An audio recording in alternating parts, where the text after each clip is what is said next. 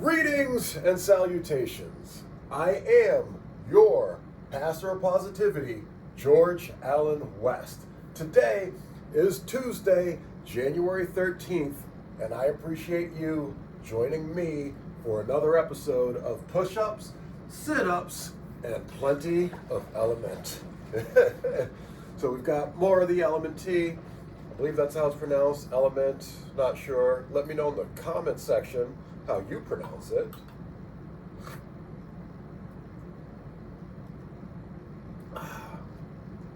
We're figuring out how to make these sorts of things better. First and foremost, cold water.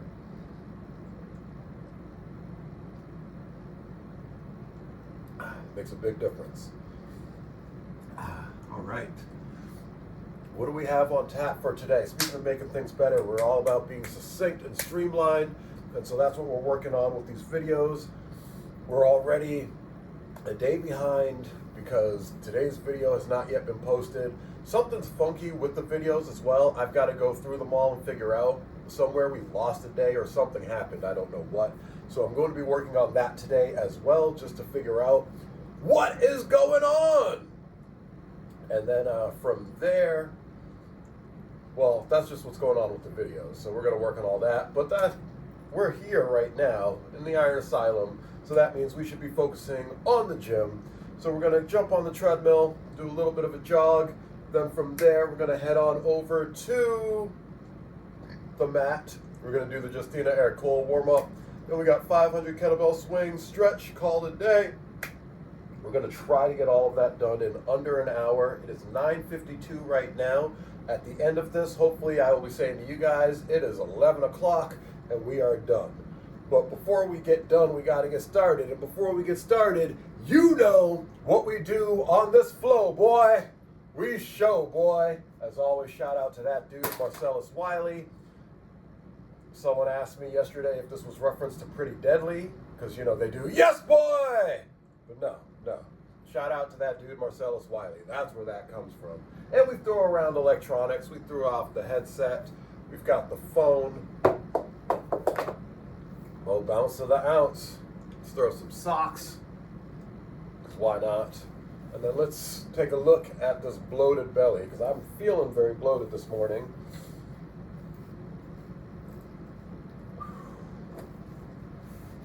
And looking it as well. Looking every bit of it. And this is from, I believe, honestly, I think it's from taking some gummies yesterday. That in my experience, when I've taken them before, they cause me to bloat. And then, of course, last night, after eating my quarter cup of pumpkin seeds, I had those, of course. Oh, for dinner was chicken wings and sweet potato fries. Not the best, not the worst meal.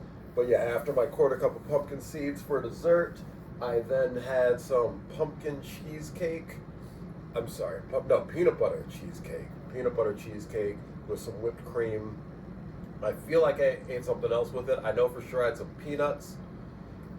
That might have been it, but yeah, it's nothing horrible, but enough right now. Again, like I said, I think it's those gummies that are causing the bloat this morning, but yeah, so you can see the bloat there. You can still see a little bit of ab line, so, that's cool. But yeah, we got a lot of bloat this morning. I feel like this is the most that I've shown on camera. I don't remember what we weighed in at yesterday. But today we're at 167.8. I think yesterday we were around 163. So that's 4 pounds. It's all just sitting in there. That's what that is. All good though, So 167.8. It is what it is. Bees what it bees. I will see y'all.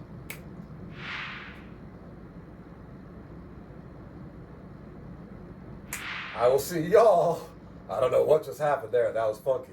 I will see y'all over at the treadmill.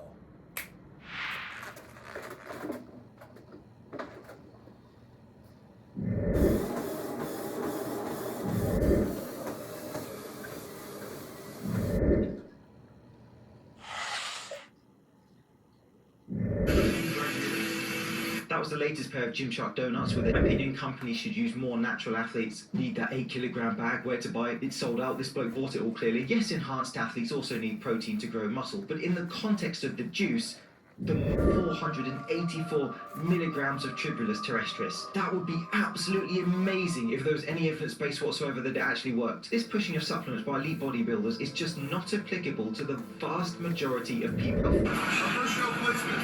These days, I'm far higher. We are on juice, but here, take these BCAAs. Exactly. Solid argument, though she doesn't really take BCAAs or roids, probably. What's up, goats? Waste your time. Today, I'm going to teach you a life lesson. How to be relentless and how to choose freedom over fear. I chose freedom. I came to Europe because I got deported and I had $2,000 to my name. I booked a flight and I missed it because of some clown. And to be funny, Oh, Vitaly, but how did you get around? I rented a car with $50 the last dollars that I had. And guess what? I drove it for a month. Hey everybody, welcome to your mobility flow warm-up. So today we are going to flow through a unilateral combo on both sides of the body, really just focusing on making sure that the joints have full range of motion. This would be great before any full body workout. You don't need any equipment, so let's dive on in. Starting standing, we'll put 30 seconds on our clock, feet to the front as we shift side to side for a little lateral shift. So I'm driving into the heels, keeping the chest lifted, ribs are closed, toes are toward the front, and that back is nice and active. We'll take 30 seconds just shifting side to side, and then we're going to work the right side of the body first. Make sure those shoulders are down away from the ears. Good. We're going to hold over to the right, and let's go for it. So driving into the heel, hands can be at heart center. If you want to get a little bit more in core and lat engagement, you can bring those arms up by the ears. Keep driving into that heel. 5 more seconds, we're going to add a little press. Good. Up, down, press, press. So really make it mean something. Make sure we're not just bouncing in that joint.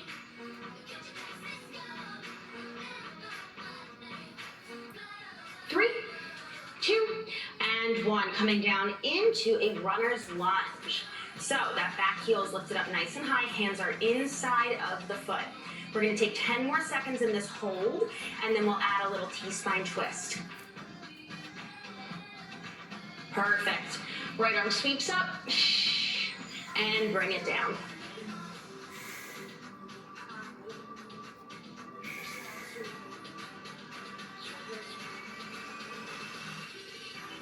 And dropping the back knee down, we'll stand it up nice, or kneel it up nice and tall, hands on the hips, short stance between the foot and the knee as we drive that knee over toward the toe. So this isn't about stretching out the back hip, we're gonna get into that soon. This is more about the ankle mobility. 15 more seconds here.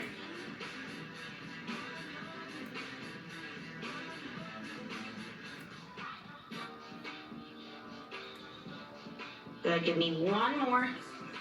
Perfect, hold of the top. I want you to tuck your tailbone under, so you should feel a big stretch through the hip flexor. And we're gonna reach away, and in.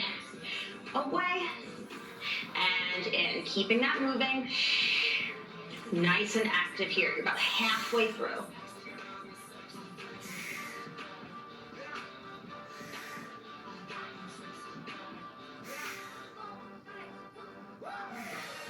Woo, give me 1 more.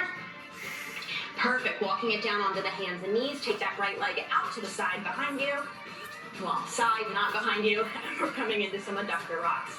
So sending the hips back and forward. This should feel really nice on that inner thigh.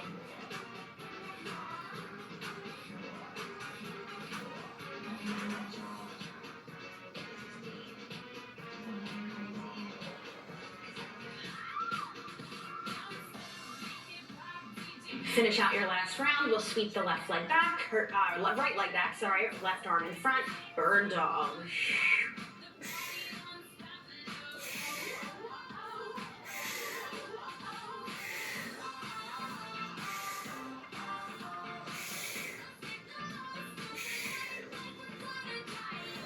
Just about 10 more seconds here, and then we're gonna roll it on up and switch to the other side in 3, in 2, and 1. Hands down, tuck the toes, lift those hips up, walk the hands back toward the feet.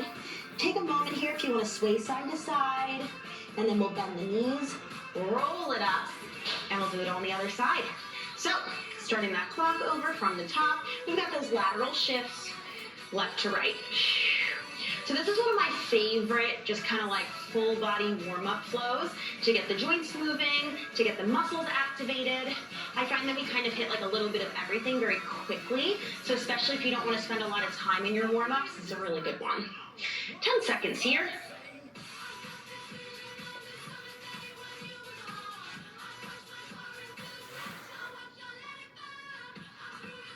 And hold it over to the left.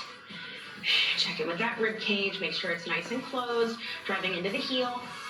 And keeping in mind here that even though the hips are back, that chest is still lifted, so we don't want to be all the way over. We want that back working. Good, let's go for those presses. That was like a very dramatic sweep of the arms.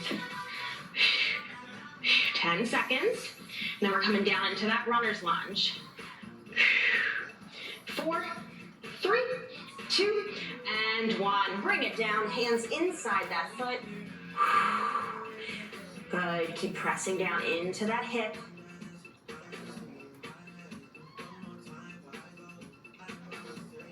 And let's add that left arm, sweeping up and down.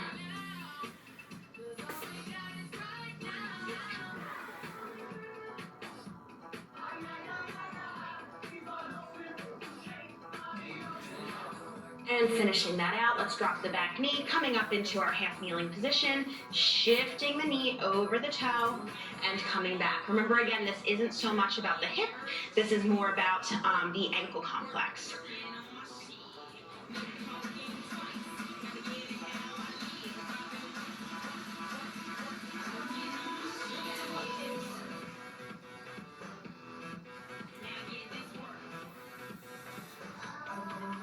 Good, holding at the top, we'll tuck the tailbone under, and then we'll take that right arm, reach it away, and in.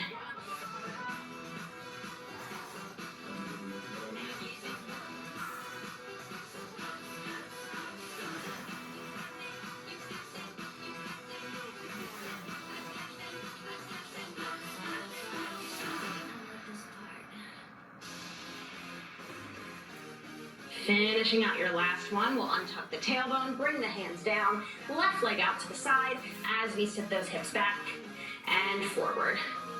Good. This one I always like, get a lot of popping in my hips for whatever reason. You got 15 seconds left. Remembering that with pain, as long as there's, or with popping, as long as there's no pain, then we're good.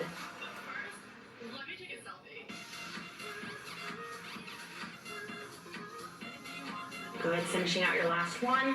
Bird dog, we'll sweep that left leg back, right arm in front, elbow to knee. No spinal flexion here. Really working on that core stabilization.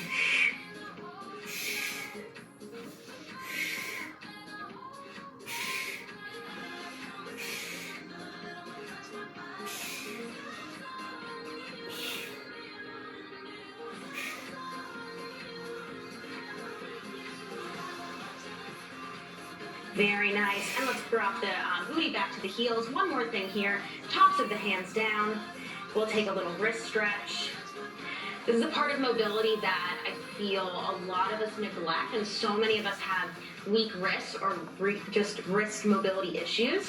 Let's switch, palms down, reverse wrist rockers. So implementing these before, after, on rest days, I mean, these two things right here are some of the best things you can do for your wrists. Good, give them a little shake, and we are all set. So that again, that can be a great little rest day stretch. That could be a mobility warm-up for yourself on a full body workout day. You can use that any way that you like. Any questions, let me know, and I will see you in the next one. And taking charge, taking responsibility, leading, protecting, providing. This is what we're made for. Mm-hmm. But there are so many forces present in the world that serve to cut men off from their own dominance, from their own inner strength, to leave us feeling powerless. And so, back to the point in that post, until a man sees that this is what's going on, his reactions, and this is how I lived plenty of my life, and really how I think about 99% of most men live their lives, is they shut themselves off to the world. They numb out. Yes, I have definitely experienced that from some. So what does a numbed out man feel like to a submissive woman? A guy who is just disconnected from any sense of responsibility. Wow. How would I summarize that?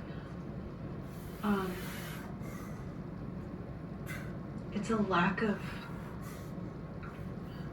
He's not connected to his own essence, and so what I feel in that is, feels like a lack of grounding. Like he's kind of more in the clouds. So obviously more in the chaos of his own feminine. I notice a lack of taking charge, a lack of assertiveness. What does that feel like when a man is like not willing to take charge or be assertive? It's a repulsion for me. Like, it's sometimes even hard to have a conversation, depending on all of the other aspects that I can notice. Like, it can show up as a lack of confidence. Well, it's gonna be some lack of confidence no matter what, because he has nothing to stand on. He doesn't have that foundation. And like it's a lack of strength, and it's not about the lack of strength and the physicality of your muscles. It might be that, but it doesn't mean that.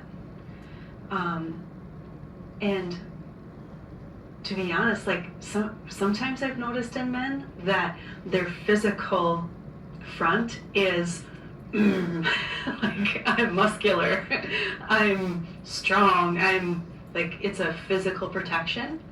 And that probably, I mean, there's a lot of benefits to the resistance training and all of that, so it's not speaking ill of that by any means. But when I can sense that lack of groundedness, the lack of assertiveness, the sometimes inability to even have a conversation with me, because it's like a shutdown. It's almost like sometimes in some aspects I don't even exist, which is interesting to experience from a man. And so there's all these little telltale signs, I think I said that right, of some of the fronts that get put up. And I see it as a protection. I feel that. Right. Well, that's just one of the ways that a man can build walls. Mm-hmm. Is I'm going to get in really good shape, mm-hmm. so that women will see me as attractive, and then they will want me. Mm-hmm. And it's a cover for insecurity. Mm-hmm. Can be. Yes, in this case, it's a cover for insecurity, yeah. Because I don't want to make myself vulnerable, to open myself up, to allow myself to be like actually emotionally penetrated, to let her emotions in where that could hurt me. Yeah. But if I can just have her want me physically, then I can still connect with a woman without having to open up. Right. And I've, like, not in a romantic way, but I've experienced that in plenty of men. Yeah. And you can see it all the time in, well, this is the macho gym culture. Exactly. Guys who will strut around and, show off their muscles. And they'll get some response from a certain type of woman. Mm-hmm. But it all plays out in the physical realm. There's no vulnerability to it. So it just lends more to the casual sex culture between people who aren't able to connect on an emotional level. So we'll probably touch on insecurity a little bit more later, but there's a lot of ways that men numb themselves to just protect themselves from even getting to the point of going to the gym and getting in shape and using that as a front. And I'm talking about substances.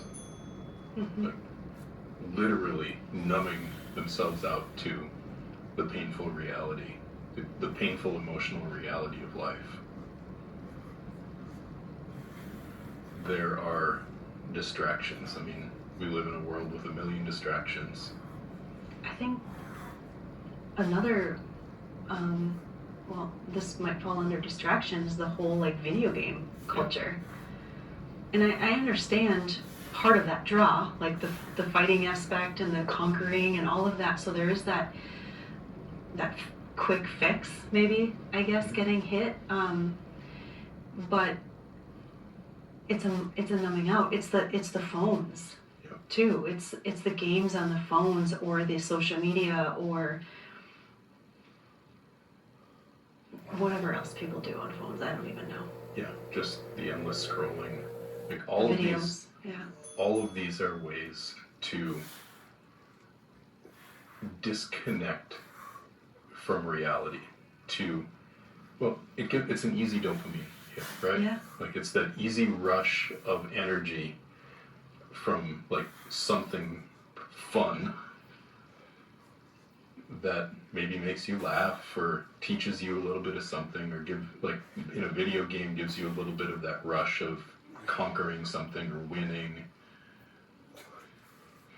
But it's all a numbing to reality. It is. And so, like, the other thing is, like, the TV, right? The Netflix, the watching. And recently, a guy said to me something about, like, I like to watch, I don't know, whatever he said, XYZ, because it's a way to disconnect from my mind. And I was like, whoa, like, I felt that. I felt that in my body in response to like someone falling for that. Like, I need to numb myself out. Mm-hmm. And I'm aware of it, and I'm still choosing to do it. That tells me something. Well, and unfortunately, it's such an accepted thing. Right. It's like it shows how far men have really fallen from their inner conqueror, from their inner king, to have it be a totally acceptable, normal thing to say in a casual conversation that you like to turn off your mind. Yeah, it kind of broke my heart, actually.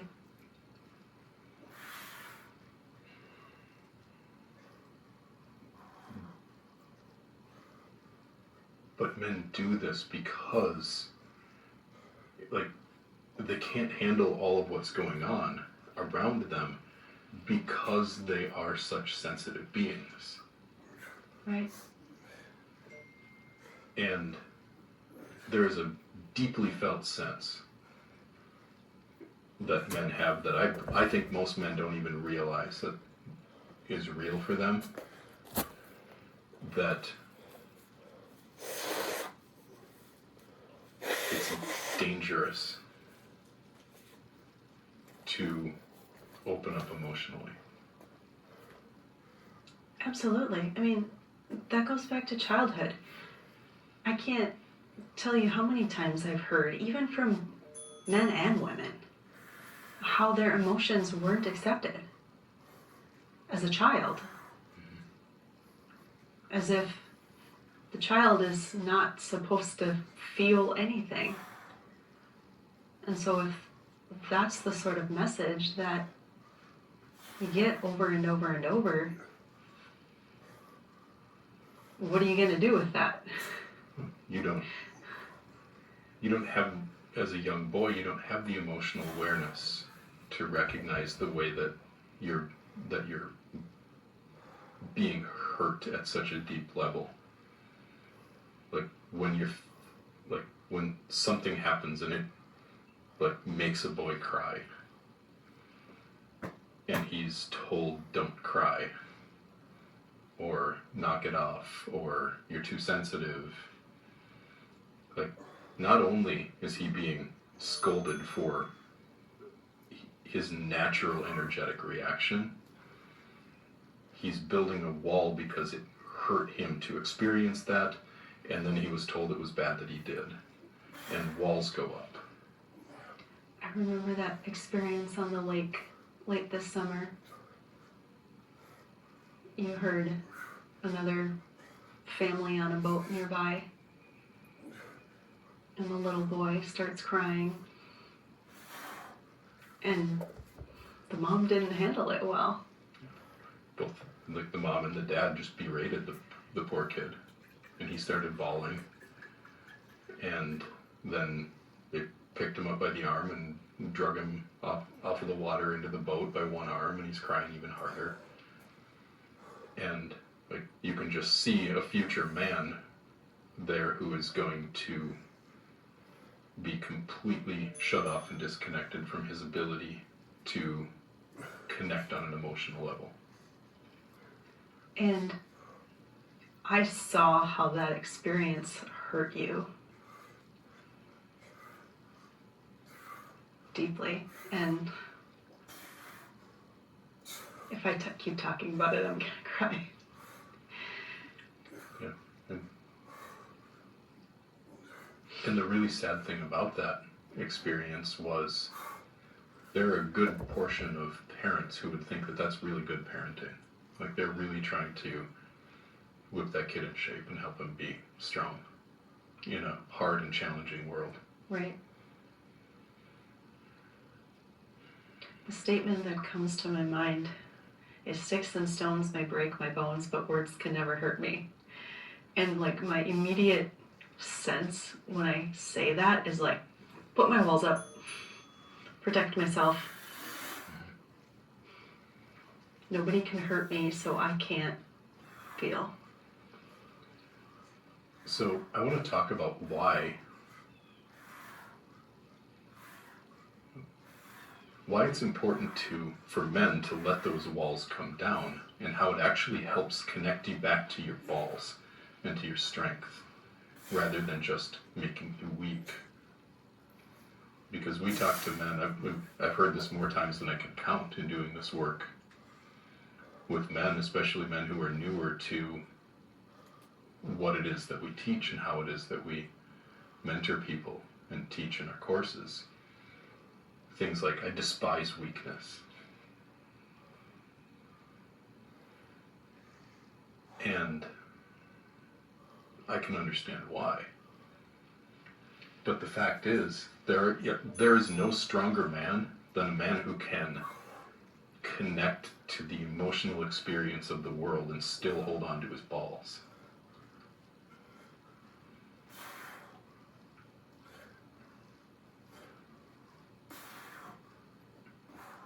Being open in your heart as a man, first of all, means doing the work, and I'll talk about that phrase for men in a minute, but doing the work to heal those wounds and the ways that you were hurt in the past by women, the ways that chaotic situations scared the shit out of you and made you feel not okay in your childhood, in your early years, the ways that your first girlfriends hurt you, cheated on you, left you, whatever it was, those really heavy-duty emotional experiences, especially related to romantic partners, early romantic partners, and mom. Or caregiver, if that was a woman. Yep. In place of mom. Yeah. I guess that can be daycare providers, it can be teachers, it can be a lot of different. But especially the ways that you were hurt by women, doing the work to heal those wounds, to let go of the ways that you absorbed pain and held on to it in those experiences. Number one, it's going to suck. It's maybe the hardest thing that a guy will ever do, because it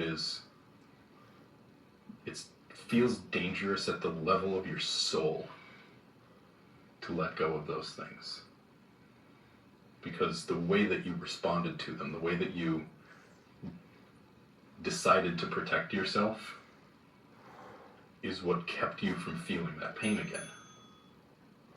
Yeah, it was creating that safety in the world. Mm-hmm. But doing that, being able to let go of those things, does not make you weak. It makes you stronger. Because now you're not going to have to walk around avoiding pain with every moment of your life. You're not going to have to walk around trying to stay numbed out and to push people away and to put up false fronts of insecurity, because you don't have to have the insecurity. You don't need the false fronts. You don't need to carry that pain.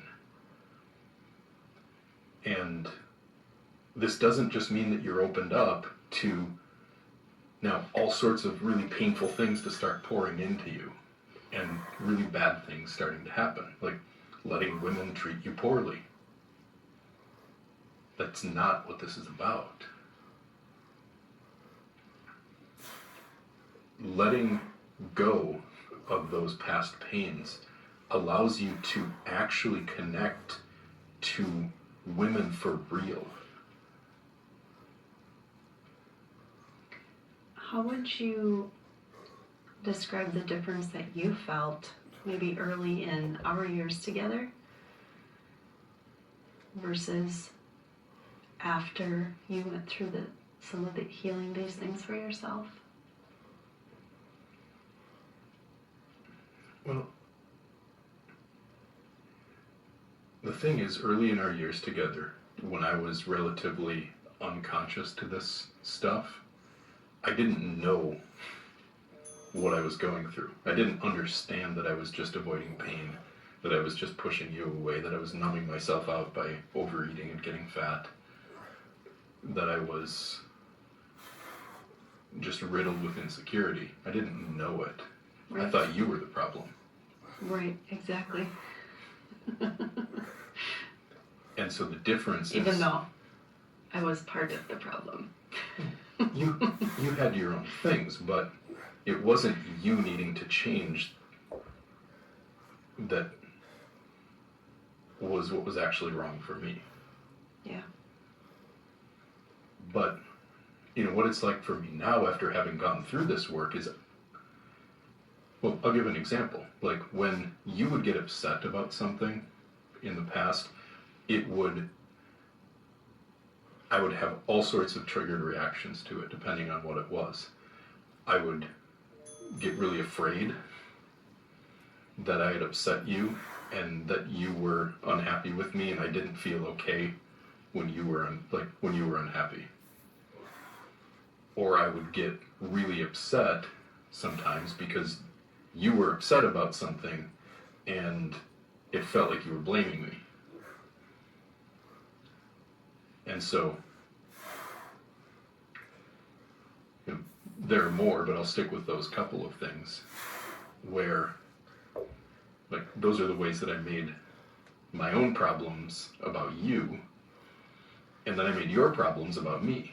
Right. Like, when you weren't happy, it had to be because I did something wrong, which are all patterns that map all the way back to my childhood. Yeah. And then those kind of things show up in actual weakness, which is like fear of speaking up for my needs, Mm-hmm. of saying what I want, Mm-hmm. or of asking you to do something for me. Because at that point, I'm just terrified of upsetting you. And so I don't want to ask you for anything. I certainly don't want to have any sort of authority and tell you what to do. But I also need to, I'm trying to control how you feel so that your feelings don't hurt me. Yeah. Because of my sensitivity. I think it's because, like, you're always mad at me, but it's really my own sensitivity that is, and the walls that I've built to protect it that are the problem there. Yeah, and it kind of can turn into the like, I'll just give you what you want, let me give you what you want, let me give you what you want, which causes its own problems from the feminine side. Yeah, well, let's come back to that, because that's a really important pattern.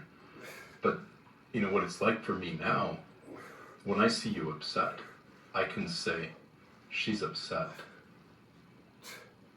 And I can just let you be upset without immediately jumping to making it about me, like assuming that you're upset with me or that you shouldn't feel that way.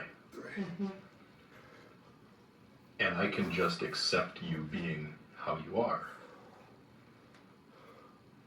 And so, what's the difference for you there in being upset and having me make it about myself versus having it be okay for you to be upset about something? Oh my gosh, night and day difference. Like, because it turns into this, like, when we were living unconsciously, which I don't even remember all about that, but I'll call it unaware emotionally, that you might do something and I get upset because of my own story about what you did. You're making your story about me. And so now it's like this, maybe this chase. You know, this where the attachment styles come into play, which we don't need to get into, but just like the avoidance, or like I would shut down. And so then you would come to me and be like, talk to me. And I was like, no, I can't speak up because now I'm going to hurt your feelings even more. And it was just cycles like that, right? But the beautiful thing is somehow we always worked through it, because you didn't let me just shut down. Now, knowing that whatever I'm feeling, that I can bring it to you, even if it's in response to something, even if it's you say we're doing this and I'm like fearful of something, which, like, not physically fearful, but like obviously attached to the ego, like I can bring you all of that. And when you can receive me in all of that, it has been incredibly healing.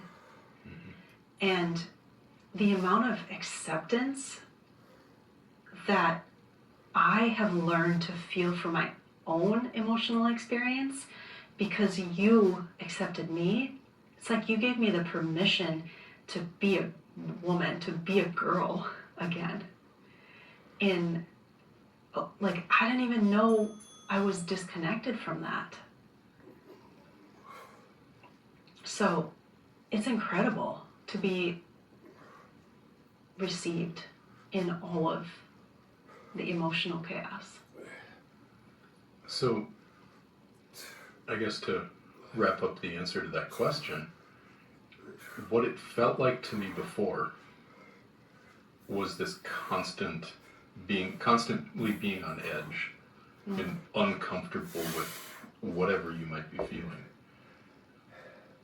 Now knowing that whatever it is that you bring to me, that I can handle it, that I can learn from it, and that it can actually help me be a better man and help me take the lead and to give you a better life, because I can understand what you're going through.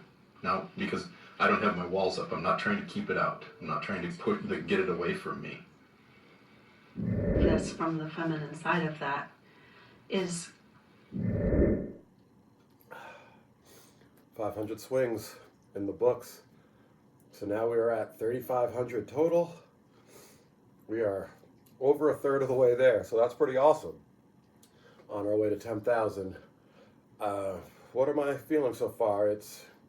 So today was the first day trying it without music, first and foremost, and that makes a huge difference for me, at least. as far as how hard it feels, because it felt harder without the music. With the music going, I just zone out, lock in, bang, bang, lock out the reps, get into a nice flow. Here, I tried to zone out. I was watching a podcast. This is from the Infinite Devotion podcast on YouTube. I definitely recommend the channel for you young men out there that may need some guidance in life.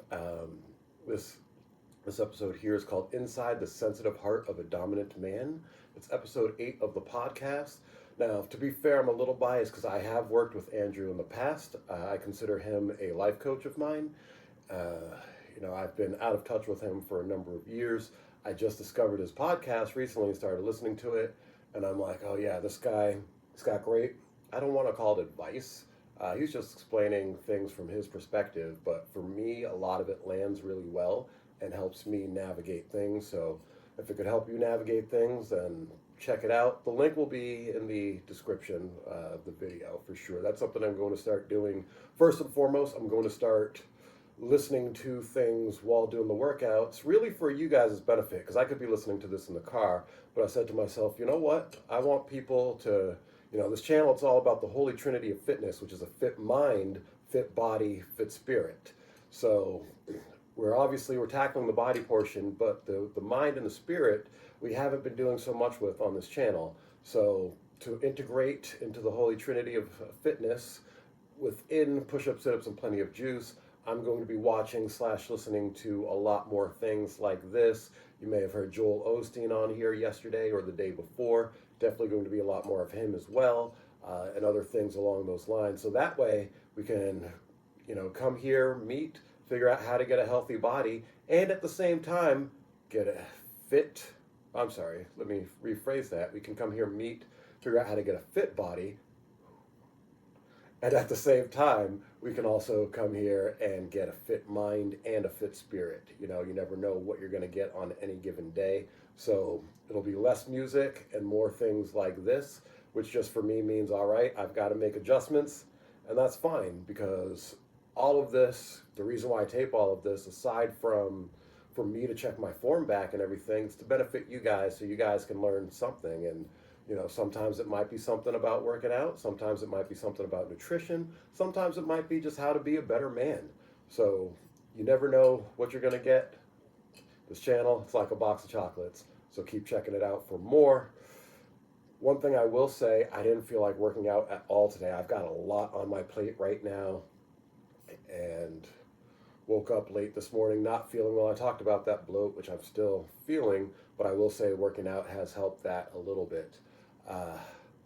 So yeah, I didn't feel like working out at all, but now coming in and getting that done, that felt really good. And sometimes it's good just to have small, attainable quest. I thought about this after the workout. I said, you know what? If I really, really wasn't feeling it today, I could have just come down here, done a quick warm up, and then done the kettlebell swings. Because kettlebell swings, I'm sweating all over the place, so don't mind me, I'm just cleaning that up. But yeah, the kettlebell swings right now, that is really my workout. That's my challenge, getting those 10,000 swings. So as long as I do just that amount, and that for me, that's 25 minutes. So as long as I do just that 5 days a week, truth be told, I'm hitting my fitness goals. And I need to remind myself of that sometimes, because I come down here and it's like, oh man, I've got the treadmill plan, I've got the mobility module plan, I've got the swings, I've got the stretch, all of that. Sometimes there's not going to be time for that, and then you've just got to make adjustments as you go. And that's something I'm learning right now in this moment. So I'm teaching it to you guys, and I'm thinking for myself, yeah, if I have another morning like this, just going to come down, warm up, work out, get out. That's the game plan. With all of that being said, yeah, I'm going to do my minute on the torture rack. Don't want to, but I'm going to do that in a super quick stretch, call it a day. So yeah, I'll see you guys at the torture rack. Your strength in that is what has made a deep impact in who I am today. And that is a profound sense of inner strength that I get to carry with me now, because nothing that you or anyone else does has the power to take me apart on the inside. Like, I say words to men like become untriggerable, or another way I've said this before that makes people laugh is untake apartable. Like, when you're strong enough to not be impacted by other people's emotions, and you can offer that, like what you just said that I've been able to offer you, that is a profoundly powerful experience on the inside of my life that I get to feel every single moment. And I've watched clients get to be received by you, women get to be received by you and your strength when they've never experienced that before by another man. Where a man starts to step forward and he starts to step up in his life and he does some of this emotional work and heals some of this inner shit. And all of a sudden, like, my wife is getting softer. Yeah. She's opening up to me more. Mm-hmm. And like, you can just watch him go, huh, and you watch her go, huh. And like everything just kind of starts to calm itself down because he stepped forward and held the ground for her to be on. Mm-hmm. And this can shift in a long-term relationship, no matter how long you've been together. Absolutely.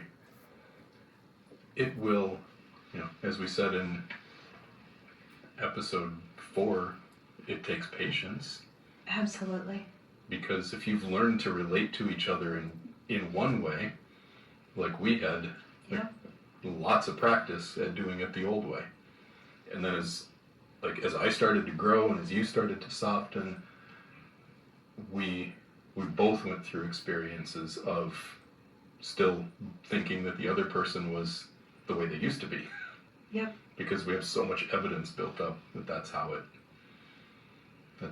it always was. So it takes some relearning and unlearning, but absolutely it's possible. So I want to touch on something else you said a little bit ago. The pattern that men get into of just trying to figure out what his woman wants so he can give it to her. On its face, it's a very kind looking thing to do.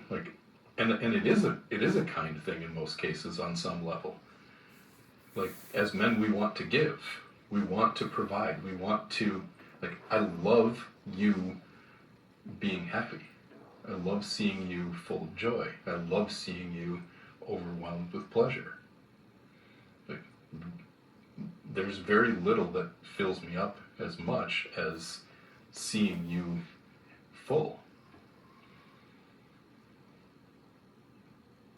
So a lot of guys try to take the shortcut to that, which is, well, just tell me what you want, and I'll give it to you, and then we'll both be happy.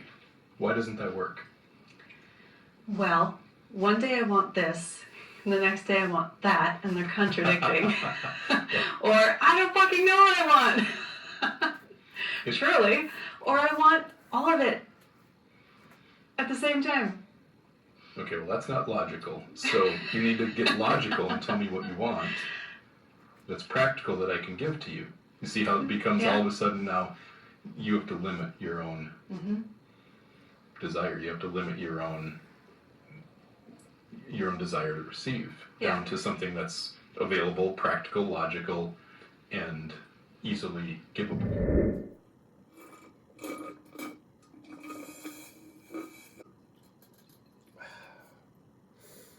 That was a good one. I already covered everything needed to be covered. You guys notice that quick stretch there? I was able to stretch out everything in that little short period of time. Because while I'm in that kneeling position, I'm stretching out my quads. So then we're doing the shoulders, the arms, triceps, everything, arm back. And then from there, I transition into child's pose. So now we're stretching out the lower back and everything. And then I came up to a standing position, walked my hands back. Now we're stretching out the hamstrings and the calves. and then we called it a day. So yeah, we got everything hit quickly, and sometimes that's what needs to be done. So, appreciate y'all joining me for another episode of Push-Ups, Sit-Ups, and Plenty of Juice. This has been I Am Your Pastor of Positivity, George Allen West, reminding you to cherish your life.